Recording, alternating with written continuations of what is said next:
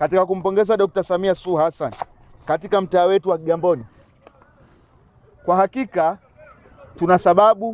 tuna kila sababu ya kumpongeza Dr. Samia Suluhu Hassan kwa miradi mikubwa ambayo anaifanya katika nchi yetu hii.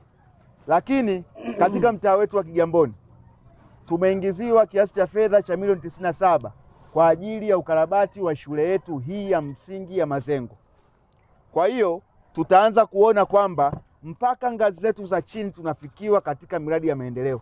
Shule hii ya msingi ya Mazengo ikifanyiwa ukarabati, tunaamini pia watoto wetu, vijana wetu wataendelea kupata elimu bora. Kwa hiyo kwa hili mtaa wa Kigamboni kata ya Kiu Kaskazini tunampongeza kwa dhati Mheshimiwa Rais Dr. Samia Suluhu Hassan na serikali yake ya awamu ya 6. Leo ulikuwa ni mkutano wetu wa pili kwa mwaka 2025 na ni mkutano wa kikanuni ambao tunafanya kila baada ya miezi mitatu kuweza kujua maendeleo ya mtaa wetu, kero gani zinazotulenga.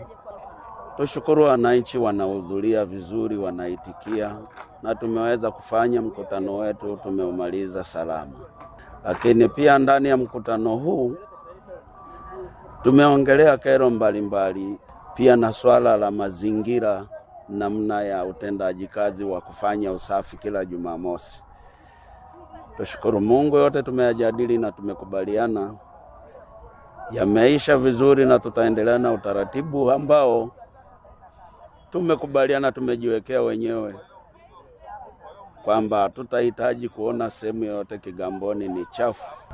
Kwa kumuunga mkono Mheshimiwa Rais Samia Suluhu Hassan ni kuwa na uongozi bora, vikao vifanyike kwa wakati ili kuweza kumsaidia, manake utawala unaanzia chini unapanda juu. Kwa hiyo kutokana na kwamba Samia Suluhu na unaangalia katika kata yetu, safari ametuletea pesa shilingi milioni 368, zimeweza kujenga ofisi ya kata, zimeweza kujenga jengo la zahanati ya kina mama kujifungulia, amejenga matundu 10 ya wanafunzi shule ya msingi Mazengo.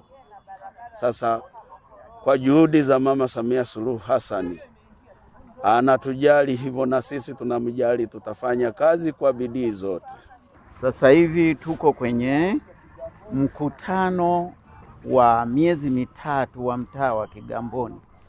Mikutano hii ni muhimu sana kwa sababu maamuzi yote yanatakiwa yaanzie kwenye mtaa, kama hivi tunavyoongelea usafi, ulinzi na vile vile namna ya kuboresha mtaa wetu na kuhakikisha kwamba mambo yanakuwa mazuri.